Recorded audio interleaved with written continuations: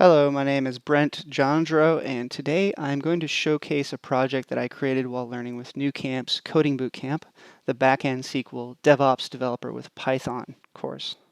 We're going to start out by opening a terminal in VS Code, and I'm going to go ahead and activate the app. As you can see, we have an introduction to the app. It gives us one of 5 options. We're going to select option 4, which is having the computer randomly generate a madlib. The computer selected a scientific madlib, and after a short timer, the story prints to the screen. We're going to go ahead and play again. After a short timer, the storyline prints to the screen. So as you can see, 2 different storylines that were completely random printed to the screen. Let's go behind the code that makes this program possible. We're going to start off by looking at the app.py file. App.py was designed to be a clean entry point into the rest of the game. It creates an environment for a user to select one of 5 options, and it's basically stripped down to 44 lines of code. If we look at the menu, this is the first thing that a user sees. This menu module only contains this menu along with a countdown timer that was used in some of the other aspects of the gameplay.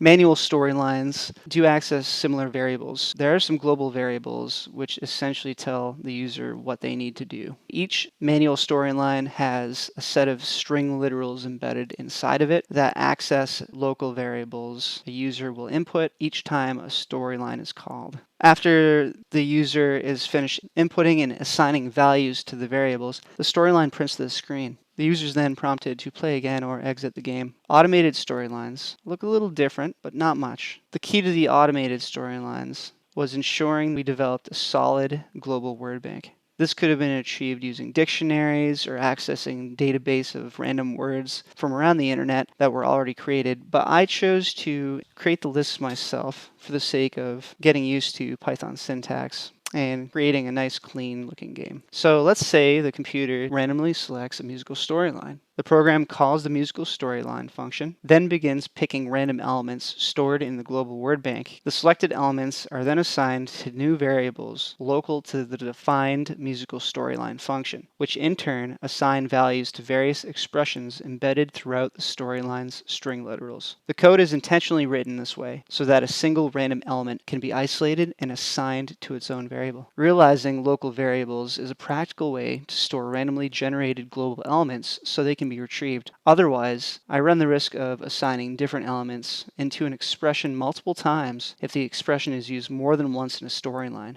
And this did happen. It was a challenge to figure this out, but once I figured out I could store the random variable from the global word bank into a local variable, that issue was no more. Local variables correct this and they isolate by selecting one element at a time to be incorporated into the storyline as the program executes. This code is outlined as follows. It's basically the same thing as the manual storyline, except the use of the random module was utilized inside of the automated storylines, and it was also utilized in app.py when selecting the random choice of options. From the inception to the implementation of the code, I kept an open mind knowing the unknowable. It was only after I ran the program that I was able to discover bugs, like randomly generating new elements for the same expression scattered throughout a story, or having print functions needlessly placed in the app.py module, causing redundancies. But I overcame these obstacles, and doing so allowed me to find solutions that I had not initially considered. It ultimately led to an optimized program design. Automated storylines are the favorite feature of this game. It took a while to input the data into the word banks, but the payoff was great. There are an infinite number of storylines that could be created. Most likely, an opportunity exists to rework the design of the word bank